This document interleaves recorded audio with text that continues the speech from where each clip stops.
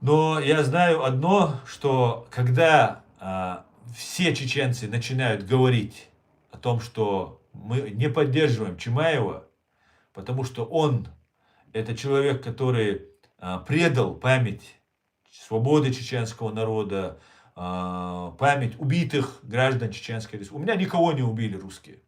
Я, наверное, самый меньше пострадавший в этой войне. Клянусь вам. Вот я не знаю, мне наоборот русские помогали, когда я учился где-то, жил, преподаватели помогали. У меня нет проблем. Вот, у меня нет вот проблем с русскими. У меня единственный народ, который я должен был бы ненавидеть, это русские. Но у меня не могу я их ненавидеть, потому что я знаю просто. Я знаю, что там есть очень нормальные, порядочные люди. Хотя огромное количество быдла массы. Вопрос зверя самого настоящего. Но я знаю, что там есть нормальные люди. Это мне не позволяет